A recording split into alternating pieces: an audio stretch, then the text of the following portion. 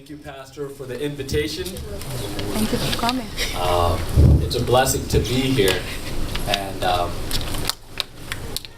also happy to see that we're continually cultivating our church here and seeking how we can be more effective in our ministry.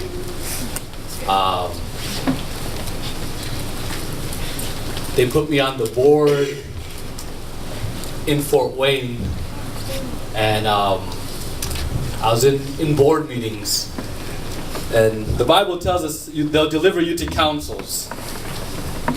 And I was in board meetings, and what I realized is that behind the scenes, behind what? The scenes, there's a lot of thoughtful prayer and a lot of deliberation and a lot of asking of the Holy Spirit's guidance for what happens in this church. So I appreciate it when we can be part of that and be part of the process of allowing God's kingdom to take firm hold here in this community. So I'm thankful to see that also happening here. The message which I'll be speaking this hour is very simple, but I want us to prepare our hearts through prayer so that we can receive it. Is that okay? Yes. Amen. Let's bow for prayer.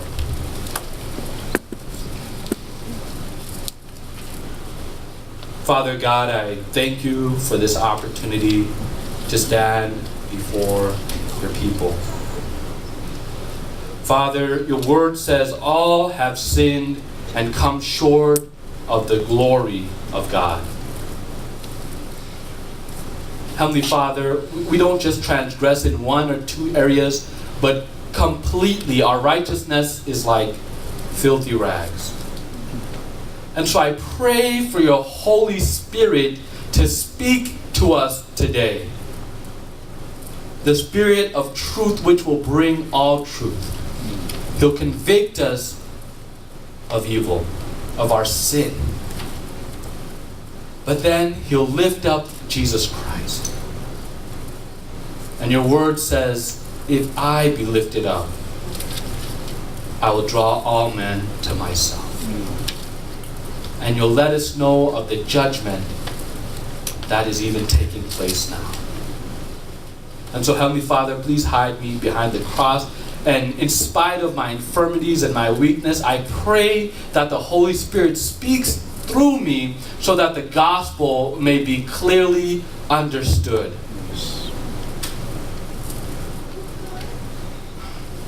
I thank you for hearing and answering this prayer in Christ's name. Amen. Amen.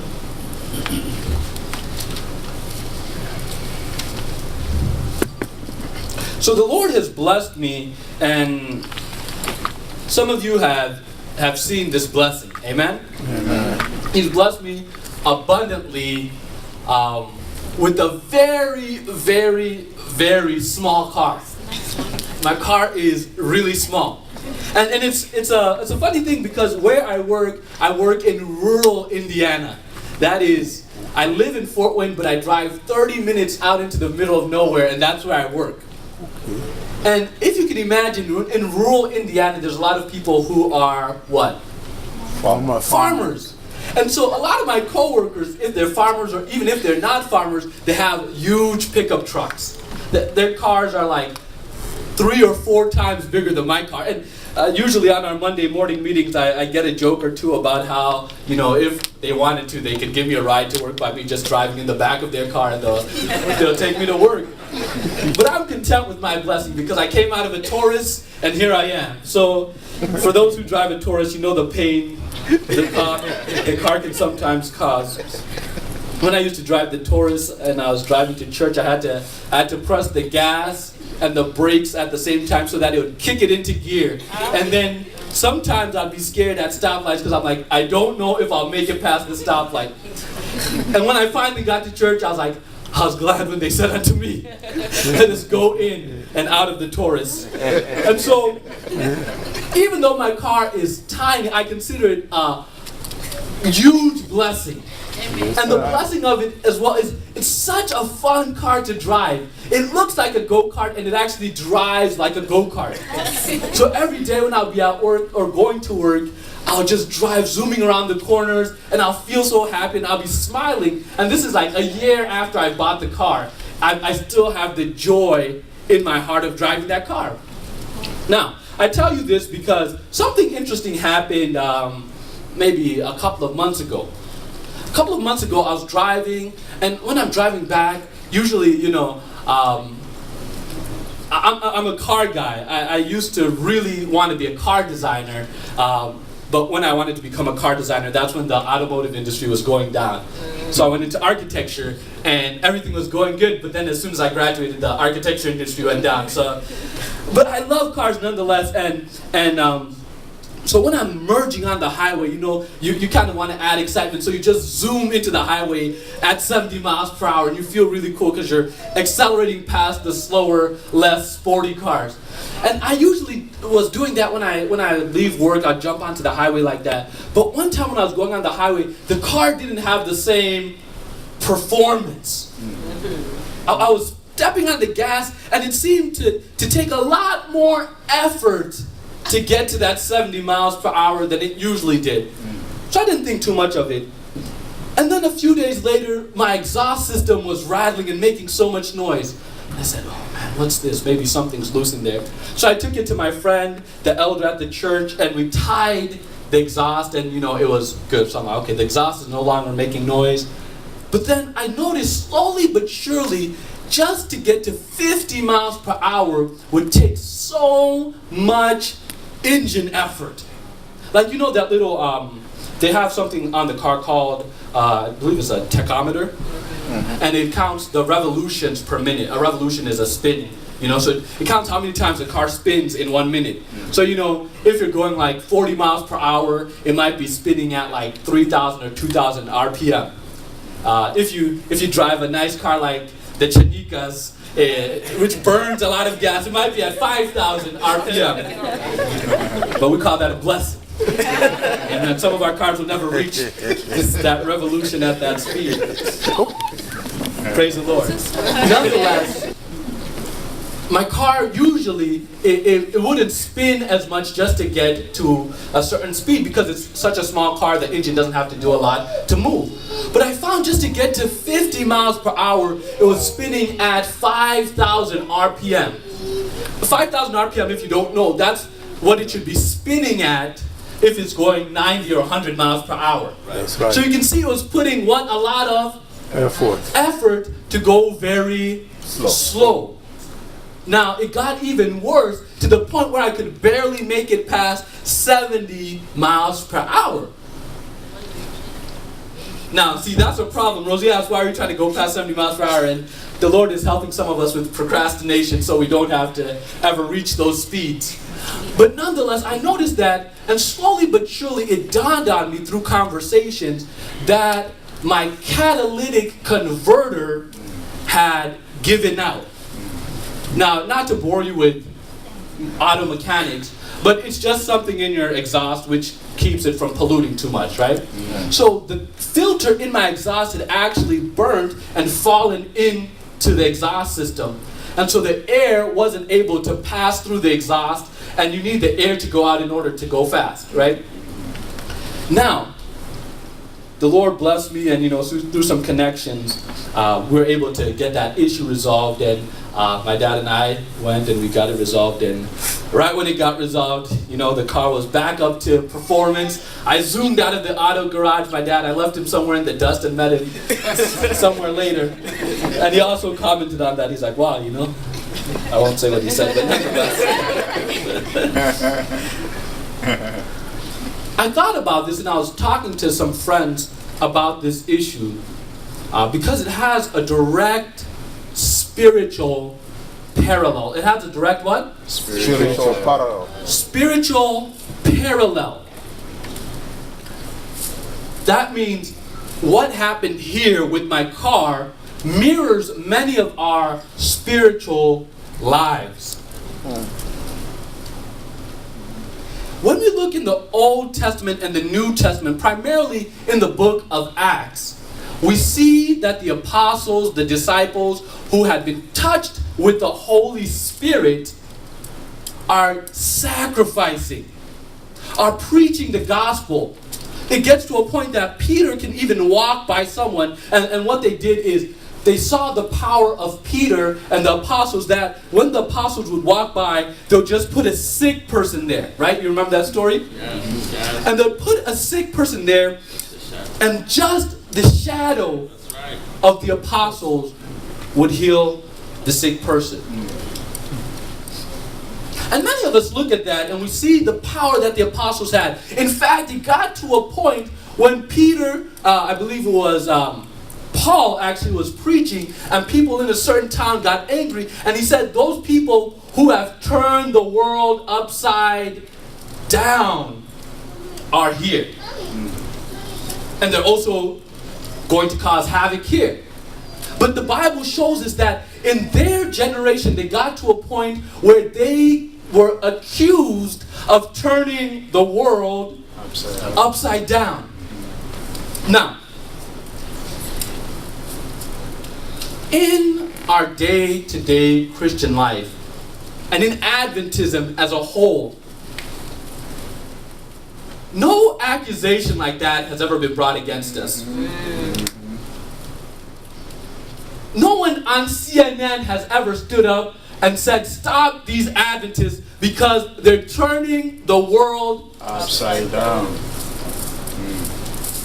In fact, most people don't even know what a Seventh-day Adventist is. I remember I was in Ann Arbor, and my parents had sent me some money to go and buy a coat. So I went to a store, and it was, I ended up going to JCPenney later because I have to stay within your means. But I went to Wilson's Leather, and I was like, okay, I have some money here. Let me go and shop for some coat. And it's a more expensive store. And in the more expensive stores, they hold conversation with you because they're going to take a lot of money from you. And so they want to build that kind of friendship. So in customary fashion, the lady approached me. I'm like, hi. She's like, hi, you're here looking for a coat? I'm like, I am. I haven't seen the prices yet, so I was still happy. And she said, wow, are you a piano player? And I'm like, no, I'm not. And I'm starting to feel flattered. You have to flatter someone before you sell them a coat for that price. And so I'm like, no, but I sing in the church choir. And she said, oh, in the church choir, what church do you go to? I said, oh, I'm Seventh-day Adventist Christian. Have you heard of us? She's like, Seventh Heaven? I'm like, no, Seventh-day Adventist Christian. And so in her mind, and our church was a few, less than 3 miles away from there. Actually, we had 3 or 2 churches in close proximity to that mall. But in her mind, the closest thing to Seventh-day Adventist was Seventh Heaven. No one has ever accused us of turning the world upside down, or turning our job or our place of employment upside down, or turning this neighborhood, these 3 blocks which we are here for 4 times out of the month. No one has ever leveraged an insult or an accusation saying that we are turning this street upside down. Do you understand what I'm saying? Oh, yes. And so as Adventists, as Christians, we face a very dire problem. And I think it's a blessing that the pastor has allowed me to speak at this occasion and what the Lord has been doing in my life, because the title of this message is In Search of a Motive. Now, the apostles turned the world upside down. And we look at their example and it frustrates us because we can't even turn our community, we can't turn our house, we can't even turn our life upside down. Many of us are struggling deep in sin, and we're Christians. And I can't even get out of my own sin, let alone help my next door neighbor. And if I try to help my next door neighbor, it's a result of the blind leading the blind. And so both of us are going into a pit. Yet the Bible tells us of a God and a movement which turned the world upside down.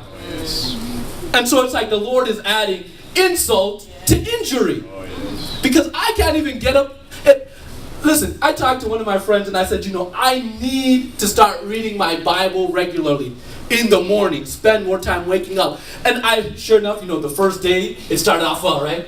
The second day, a little less time. The third day, I can't even read the Bible, which I know I need to read. And yet, the Bible says these people turned the world upside down. Acts chapter 8.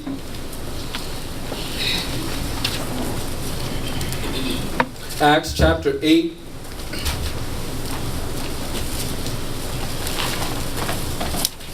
And we're going to be looking at verse 26. When you're there, please say amen. Acts chapter 8, verse 26.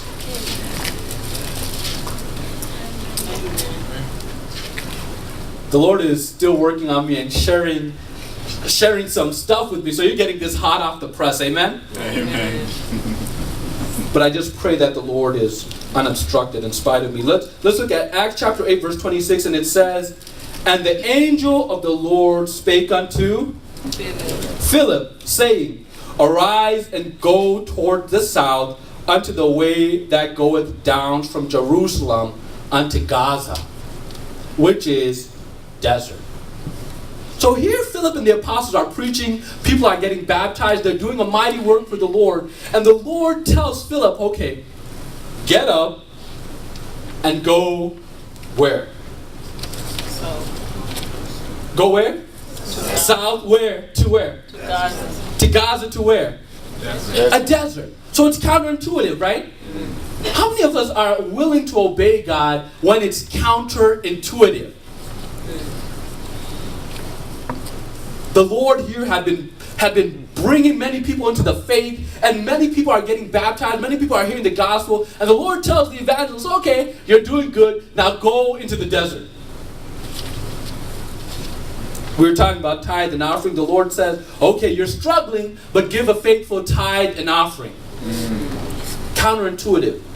We don't see the immediate blessing. The Lord speaks and through the pastor, He's telling us on the world church as a whole, we're giving 10% of our income to tithe, which is good, and it's what the Bible tells. But what percent are we giving towards offering? 2%. Why not 10%? Counterintuitive. The Bible tells us that Philip obeys. Verse 27, "And he rose and went, and behold, a man of Ethiopia." So we have an African somewhere in the desert there. "An eunuch of great authority under Candace, queen of the Ethiopians, who had charge over all her treasures, and had come to Jerusalem for to worship, was returning and sitting in his chariot reading Isaiah the prophet. And then the Spirit said unto Philip, Go near and join thyself to his chariot. And Philip ran thither to him, and heard him read the prophet Isaiah, and said unto him, Understandest thou what thou readest? Okay, let me break this down to you. So Philip is here, he goes to the desert, and in the desert, randomly, there's a chariot, right? So many of you haven't seen a chariot. Maybe you've seen it on like TV or like Discovery Channel. But a chariot is like, the modern equivalent of a chariot would be a Cadillac Escalade, right? That's a chariot, It's a mode of transportation, but it's an expensive mode of transportation. Maybe a GMC Yukon Denali would be a chariot as well. It would be actually, but it's an expensive car. He's sitting there, and the reason he's in this expensive car is why? We just read it? His position. So the Bible tells us he's in this chariot, he's in his expensive car, because he is in charge of the treasury of the Queen of Ethiopia. He's a royal official. And so he's sitting there in Obama's Beast, he's sitting there in the Cadillac Escalade, he's sitting there in the Yukon Denali, and he's there, and Philip is told by the Spirit, go and talk to him, right? Yes. And he's listening to the Spirit. He's first in the desert, counterintuitive. Now he's going to talk to a guy like, I love the Lord, but it's scary to walk up to President Obama's motorcade. You know, you'll get shot. Right. Yeah. But when the Spirit leads you, you obey. Oh, yeah. So he walks up to the chariot, and lo and behold, the man is reading Isaiah. Oh, yes. He's reading the prophet. And the Bible tells us, we're getting to a point here. The Bible tells us that Philip asked him, do you understand what you're reading? Okay. Now verse 31. And he said, how can I, except some man should guide me? And he desired Philip that he would come up and sit with him. The place of the scripture which he read was this: he was led as a sheep to the slaughter, and like a lamb dumb before his shearers, so opened he not his mouth. In his humiliation, his judgment was taken away. And who shall declare his generation? For his life is taken from earth. And the eunuch answered Philip and said, I pray thee, of whom speaketh the prophet this? Of himself or some other man? In search of a motive.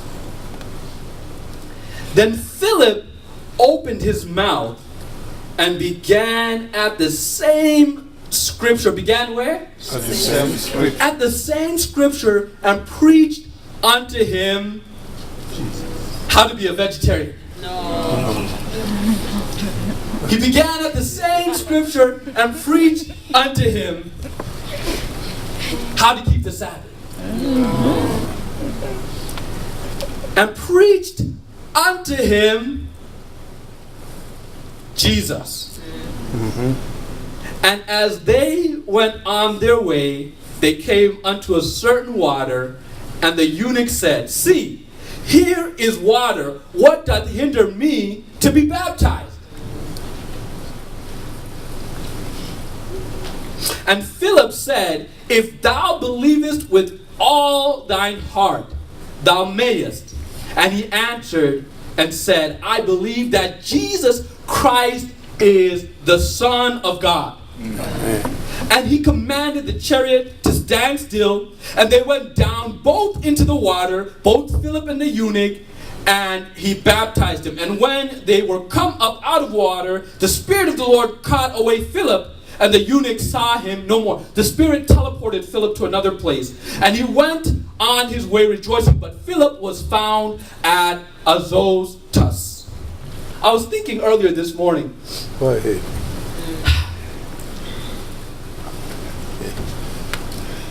the Bible tells us that Philip preached Jesus to him. To the extent that the man asked him. The man asked him. You don't grasp the significance. The man asked him, what prevents me from being baptized? That's right. As a preacher, preaching the gospel, one of the things which was intimidating at first is making an appeal. Right? Yes. Because when you make an appeal, if you still have self inside of you, as many of us do, that's why we're preachers and the Lord is using it to take the self out. You know? He brings us close so that he can help us. Amen? Amen. You have self and you wonder, if I make this appeal, who will come down? Oh, yes. And I was thinking, Lord, what about the day when the gospel goes forth and people run up and say, what must we do to inherit eternal life? Oh, yes. Like in Pentecost when they said, what shall we do to be saved? Like Philip here and the Ethiopian eunuch, and the eunuch says, what prevents me? The Spirit moves so mightily on someone's heart that that person is persuaded and they're asking, what is preventing me? In search of a motive. I studied architecture, but the Lord also blessed me with picking up a craft of graphic design. So marketing. As it currently stands right now, I have, I think, 2 accounts open with corporations who are designing this and that. Actually, one's with a corporation, one's with a smaller entity. And when you design a website's good, or when you design an advertisement, it's in order to bring people to your product. And I believe, I'll be the first person who says, I believe in good advertising. Because that's why I get paid, There have been times when I've been broke, and someone's called me up, and they needed advertisement, and I said, hey, I'll do it gladly, And so I 100% believe in good advertisement. I believe in things which are aesthetically pleasing. Things which are easy to use. When I was going to Fort Wayne, I looked and I said, where can I find a church? So I typed in churches in Fort Wayne. And when I looked, I said, okay, these churches, only one had a good, decent website. The Facebooks weren't up to date. So I didn't know what type of church I was getting into. Wow. So I went by faith. So I'm here to tell you that I believe in what? Good advertising. Yes. However, I feel that we're at a place now when we're relying on what? Advertising. Advertising. That's right. We're relying on graphic design. We're relying on this, that, and the other. And in this sermon, in search of a motive, we find that people flocked to the apostles. People came to the disciples and said, what must we do? And so the question I have to ask myself, and we have to ask ourselves, is what is fundamentally wrong? When I looked at my car, I could have said, okay, I'm just going to keep on pressing the gas pedal and ignore this problem. I'll just press the gas pedal harder. I'll press it harder. I'll press the gas pedal harder so I can get to 70 miles per hour. I'll pour more money into advertising so I can bring people to church. Oh man, I'm having a rough time reading the Bible. I'll just try harder. I'll do this harder. I'll do this harder. In search of a motive. But the Bible tells us something so beautiful and simple.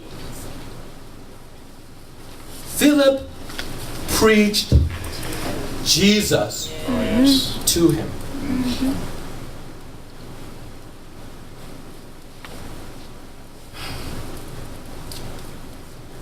In the spirit of prophecy,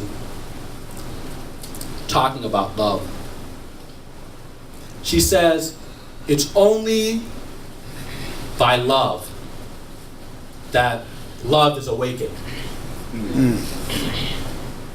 It's only by what? By love. Love. And therefore, listen closely here. Therefore, the Bible tells us God is love.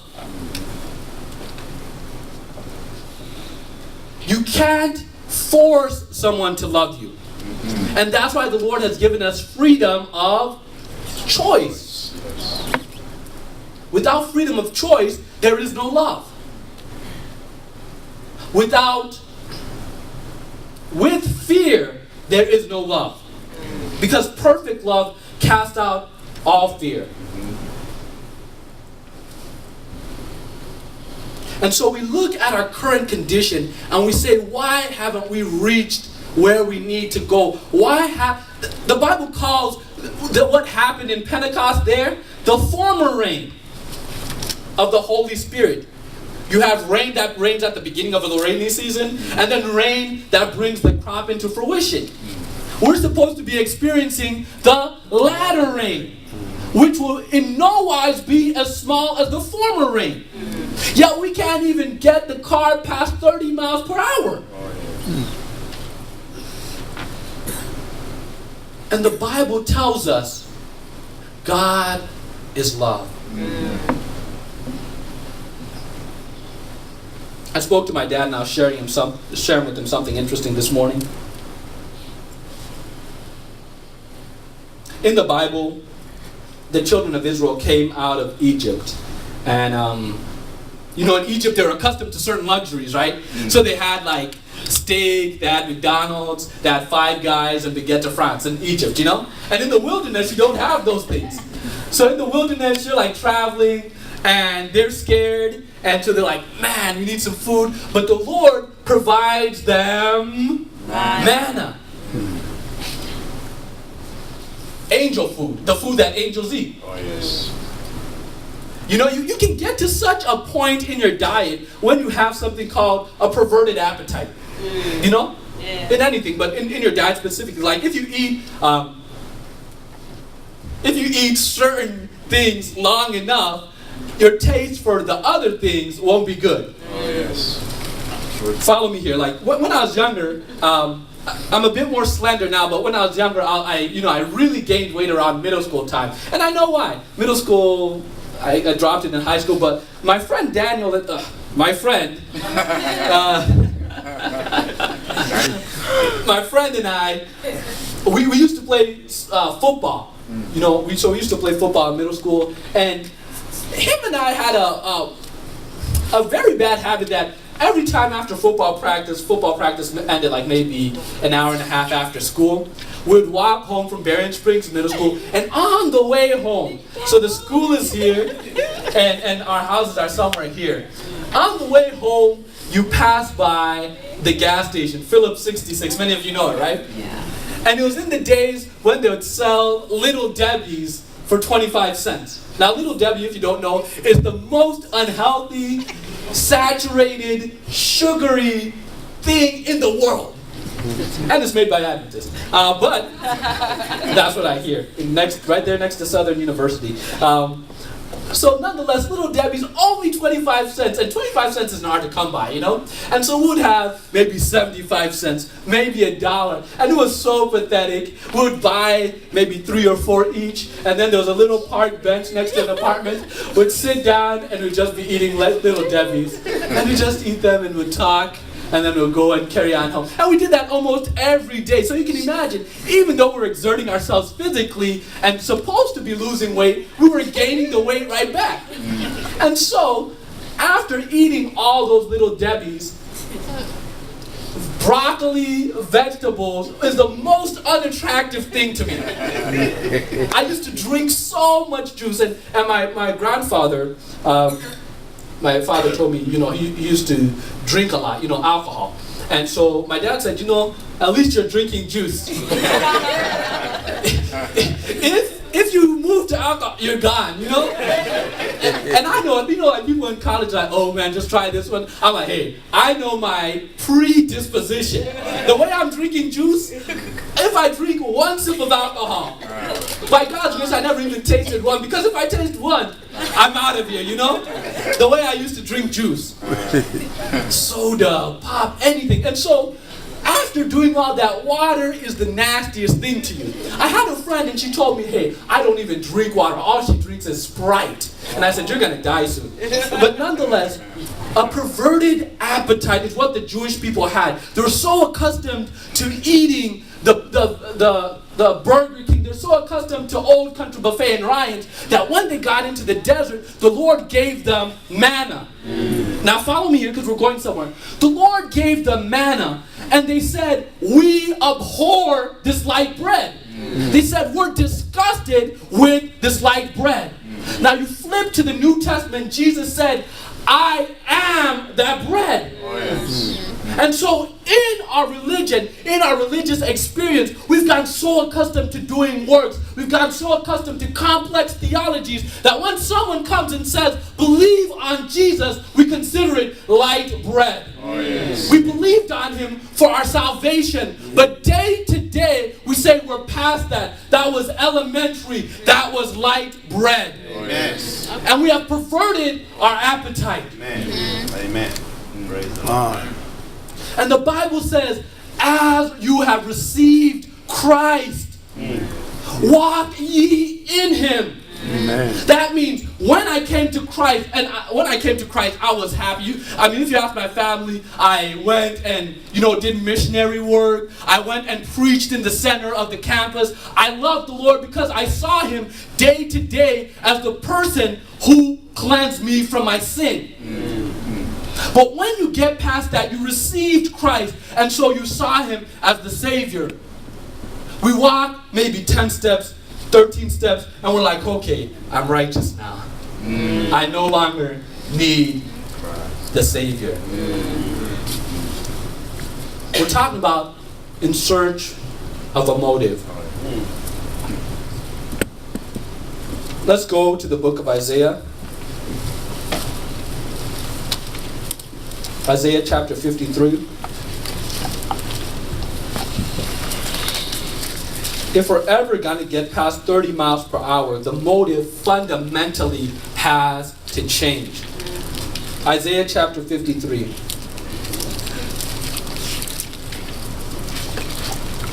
You can say amen when you're there. Amen. Amen.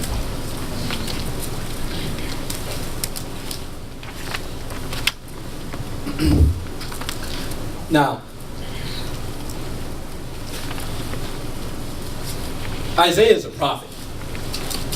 And in Isaiah, he tells prophecies. That's what prophets do. You know, they preach, they prophesy about the future. And he has prophets that pertain to the coming Messiah. That's what Jesus' name, Jesus Christ. Jesus Christ is Messiah, you know. In Acts chapter 8, what the Ethiopian eunuch was reading is what we're about to read.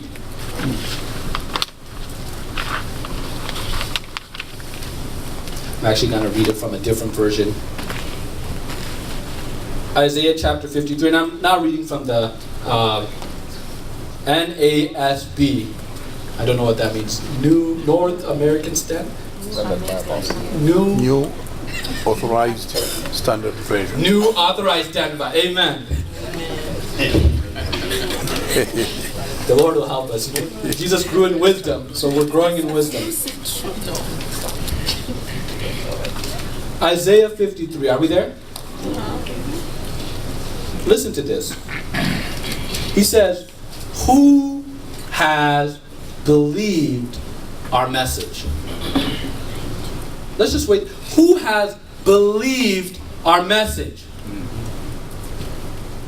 What message? Who has believed the message? Okay, let's continue. And whom has the arm of the Lord been revealed? Okay, so we have a problem here because he's asking who is believing what we're saying. And the arm of the Lord is the strength of the Lord. Who has the strength of the Lord been revealed? So the Lord's strength has been revealed, but who believes it? And they came to Christ and they said, what should we do to work the works of God? And he said, the work of God is to believe on me. We're getting somewhere. Listen to this. Now it goes into Jesus' biography. Listen to this. For he grew up before him like a tender shoot, and like a root out of parched ground. He has no stately form or majesty that we should look upon him, nor appearance that we should be what? Desire him, attracted to him. He was despised and forsaken of men, a man of sorrows, acquainted with grief. And like one from whom men hid their faces, he was despised, and we did not esteem him. He carried. Yet we ourselves esteemed him stricken, smitten of God, and afflicted. What Isaiah is telling us here is that when you looked at Jesus Christ, when the people there saw Jesus Christ, he had no outward form which would immediately attract us to him. But something else was happening there. He's carrying our sorrows, and because he's carrying our sorrows, we think that he's cursed of God.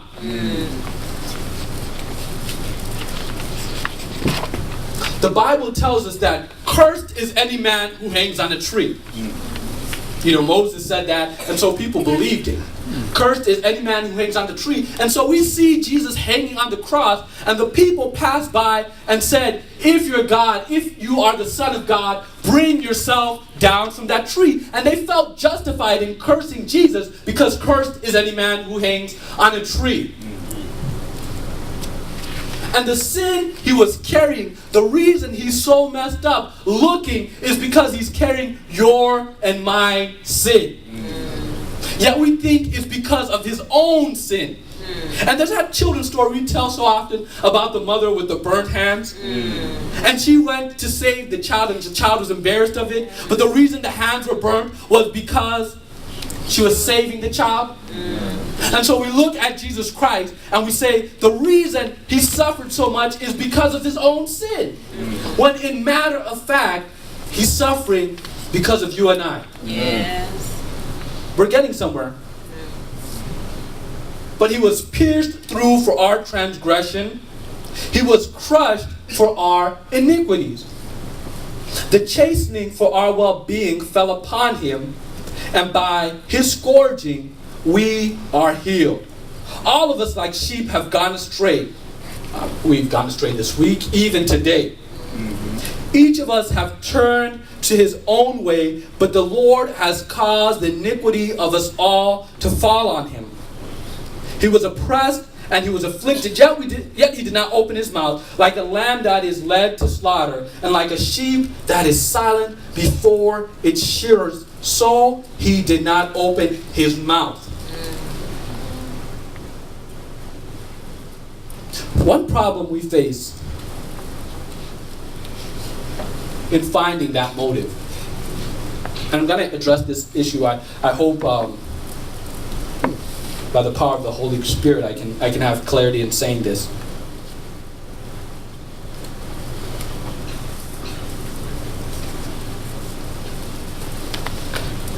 As Christians, and this takes heart searching,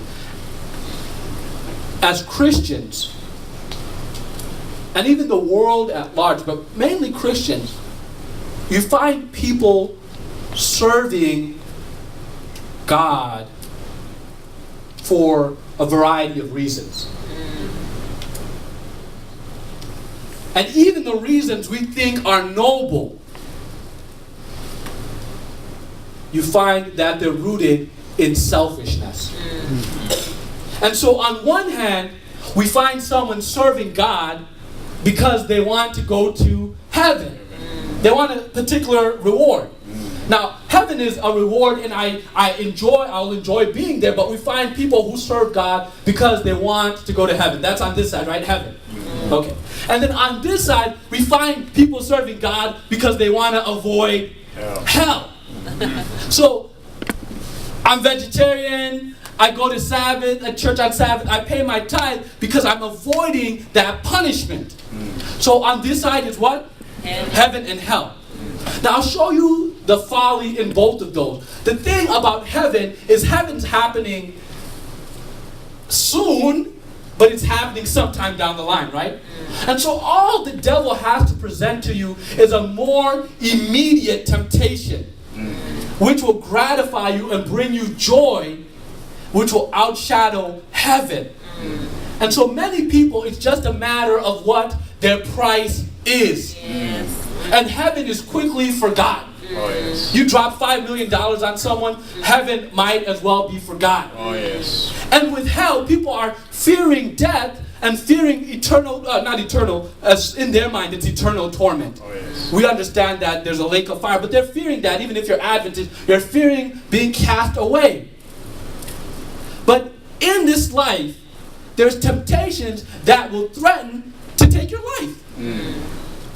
You don't have a job, you think I'm going to starve. You tell the truth, you think that you're going to die. So there'll always be a temptation that's more immediate. Oh, yes. That will be more felt than the temptation of hell, or the prospect of going to hell. So both of those motives are faulty. And what we find in our lives is that, maybe by the grace of God, maybe he uses those things to wake us up. Like, oh, okay, there's a heaven and there's a hell. There's a judgment to come, and that's good. But many of us, we stay in that motive framework. But in the Bible, it tells us of a different motive. And one, if we embrace, that is capable of flipping the world upside down. Paul writes in 2 Corinthians, the love of God, the love of Christ constraineth us. The love of Christ what? Constraineth us. It holds us. It keeps us from temptation. It pushes us. The love of Christ constraineth us. Then he goes into something interesting. And if our hearts can comprehend and understand this, the spirit of prophecy, she says, the devil has put special effort in confusing the minds upon this subject. And what subject is that? The righteousness by faith. There's special effort. The reason you and I don't understand it is because there's special effort made so that we don't understand it. Because if you do understand the righteousness that comes by faith, if I embrace it, then the world will be turned upside down. And so, he says, for we judge if one died, then we're all dead. So we should no longer henceforth live unto ourselves, but we should live for the one who died for us. So Paul here is saying the reason the love of Christ constrains us is because we realize that we were dead and he died for us. Now we're getting somewhere because the problem you and I face is we can't come to that realization. We just read this passage right here of the suffering servant, Christ the Messiah, and what we think in our mind is that's sad. It doesn't move us. It doesn't move, and I'll be honest, it doesn't move us, I know, because it has a hard time moving me. And the fundamental reason it doesn't move us is because we say, it happened 2,000 years ago, I wasn't there, I didn't say anything.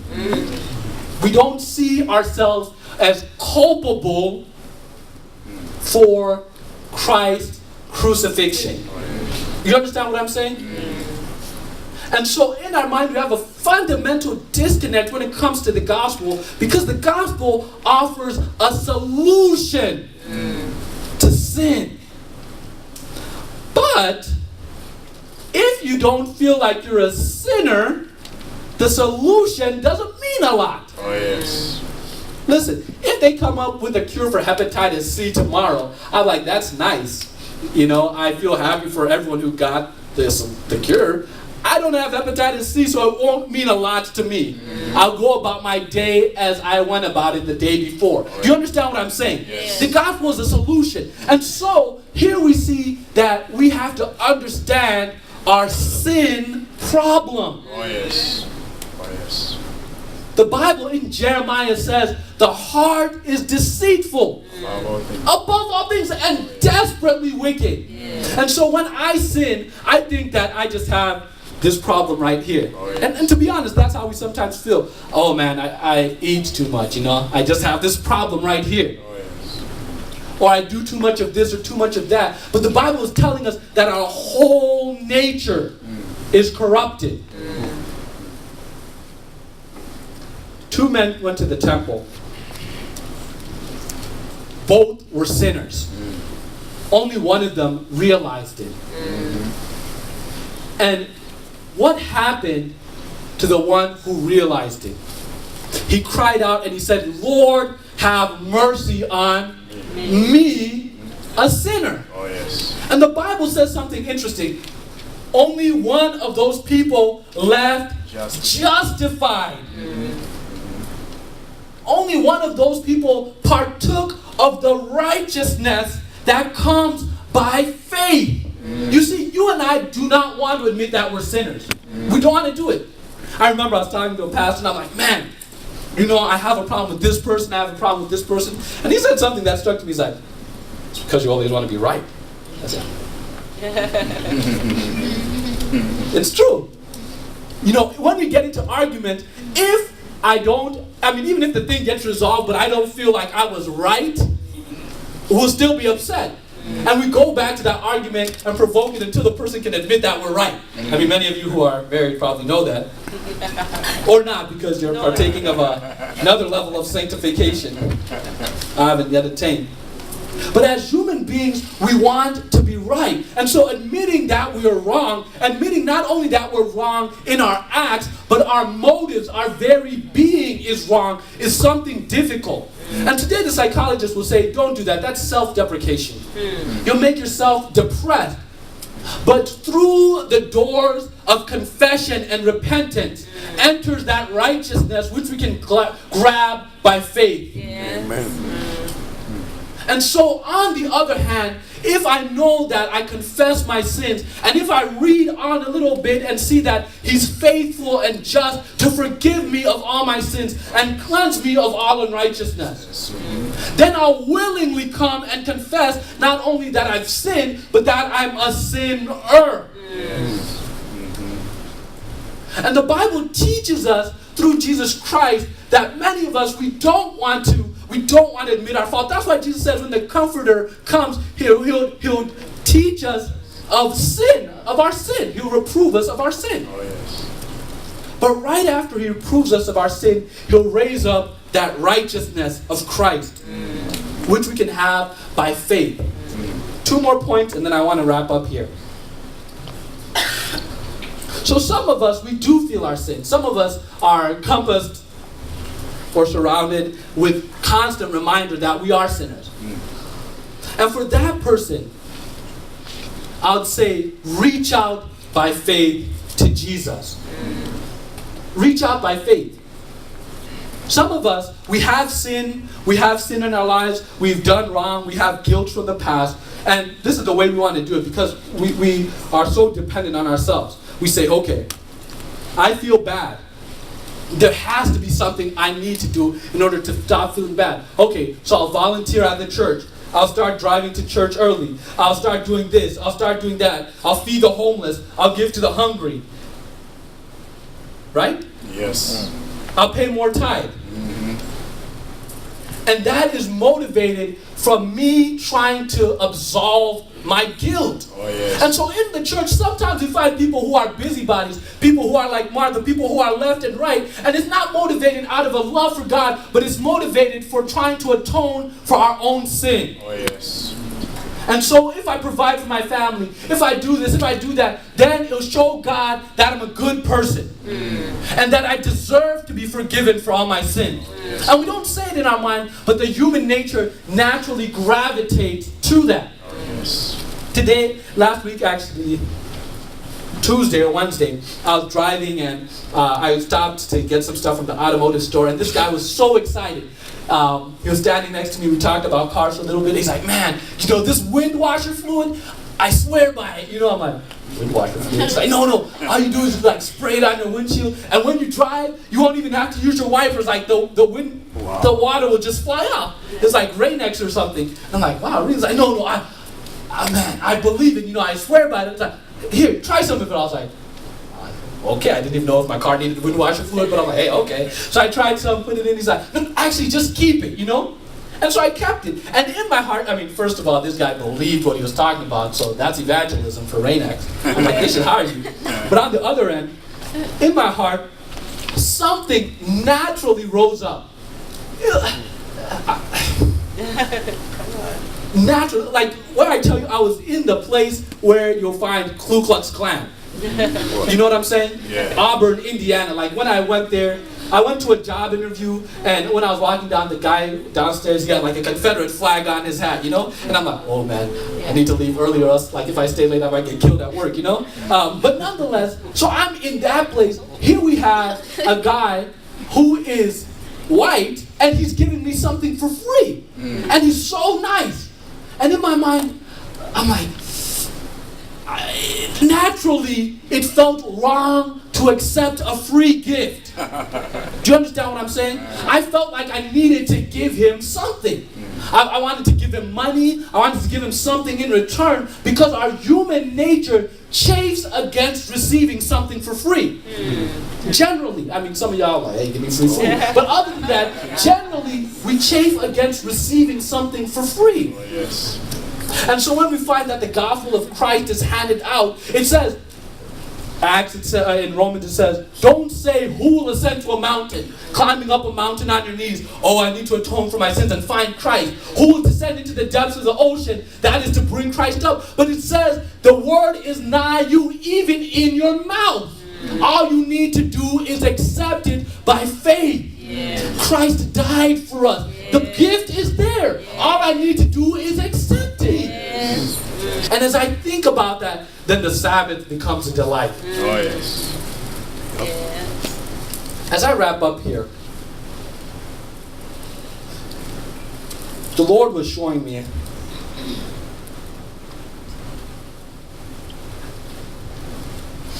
the way that I read the Bible. He's brought me from a long way, but the way that I read the Bible might be the way similar to the way you read the Bible. Not in its specific way, but generally. You'll read a story like in the book of Judges, right? You'll read about Samson. Or you'll read about Cain and Abel. And you'll see that Cain killed Abel, right? And you'll see that Samson ran off with Delilah and that he wasted his God-given purpose. Or you read about the judges in those days when there was no king and people were doing all crazy stuff. I read the other day of like some guy who, after his wife got raped, he cut her into 12 pieces and sent her body all over the kingdom, You read about that. And in your mind you're like, man, that's bad, Those people are terrible. And you're like, well, thank the Lord, I'm nothing like that, But I'm starting to perceive in the Bible that the Bible is just a chronicling. A what? It records what human nature is. That is, without the intervention of divine grace, you and I would naturally be doing those things. So none of us have reason to glory because everything bad we read in the Bible, we're more than capable of doing. And the only reason we haven't done it for many of us is because we lack opportunity. And we know that we'll get caught. And some of us is our environment has prevented us, but overall it's the grace of the Lord. And when you look at the Bible and you see that this person killed that person and I am the same exact way, I have the same nature, then you thank the Lord for the grace that has kept you from doing that. When you look at Tiger Woods, who squandered his golf career on prostitutes and harlots, and you realize you are the exact same way.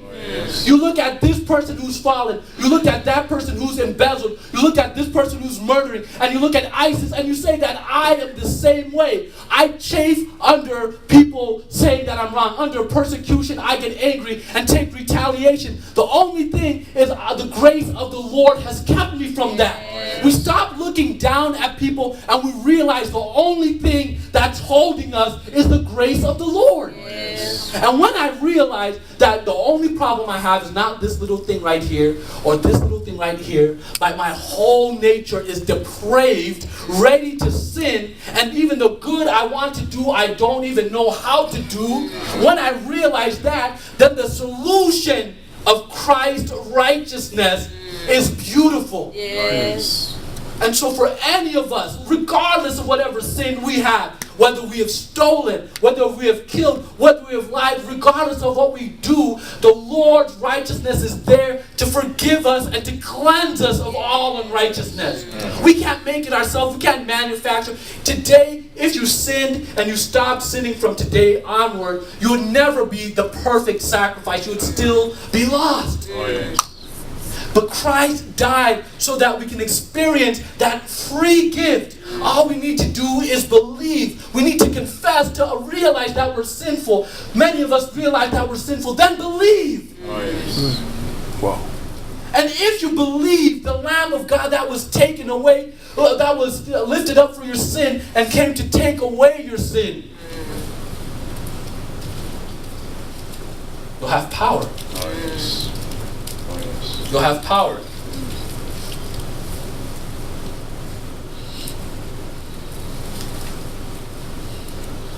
As you have received Christ, walk ye in Him. Many of us had the first love. We realized we're bad. We realize that we're sinful. And our human nature has told us, hey, I hated feeling that way. Let me forget it. Let's put the past behind us. Walk ye in it. Realize that you're a sinner in need of grace every day. Paul said, and this is a saying worthy of all acceptation. It's a weird word of saying. This is a worthy saying that people should accept. King James Version, it says that Christ died for sinners, of whom I am the chief. This is Paul after many years of ministry. Baptizing people, healing people, brought someone back from the dead. But he realized that he's a sinner. That save, except if it were not for divine grace, he would be deep in sin. And so with that realization, with that dying daily and accepting Christ, it gave him power not only to live the Christian life, but to flip the world upside down. One short story as I close here. Many of us think that when we go to heaven, it'll be beautiful, we'll be swimming with dolphins. Doing backflips which last like 10 minutes because we have wings, I'm still in the air. Flying, cars were probably invented because of sin, because we couldn't run fast enough anymore. So we'll be running from galaxy to galaxy. And many of us look at those beautiful things. And I was talking to my brother-in-law yesterday because we were just reveling in the beauty of Jesus Christ. We're like, man. What I believe will happen when we get to heaven is that we'll see the beauty. We'll see the dolphins. We'll see the wings. We'll see the angels. But we'll realize, a thought will come to our minds, that Jesus left all of this for me.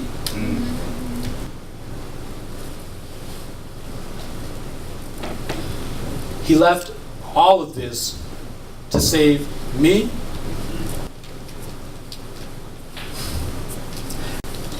And the thought of the love of God is something that will take ceaseless ages to understand. It'll be something we study constantly. Because the Bible says, and it pleased him. If you read that chapter, reading chapter 53, it pleased the Father to crush the Son. Hold up. The Father and the Son and the Holy Spirit have been together through ceaseless ages. And it pleased him to crush him? Why? Because he loved Warren so much. Because he loved Mercy. Because he loved the Fosse so much. Oh, yes. How can it please God to crush God? I know. How is it that Jesus was in pain and dying? He is touched. My Father, why hast thou forsaken me? And the Lord was in pain too, but over and above that, it pleased the Lord. It was his will.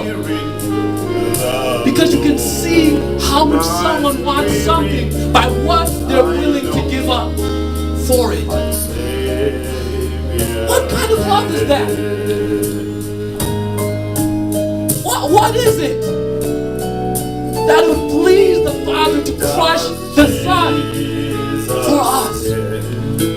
When I've said goodbye to the I've heard it's tears simple. poured to me, and my sadness till it nearly breaks. Is it all to him? Does he care? Amen. Oh yes, he cares. I know he cares. He is touched with my grief. When the days are weary, the long nights dreary, I know my Savior cares. When the days are weary, the long nights dreary,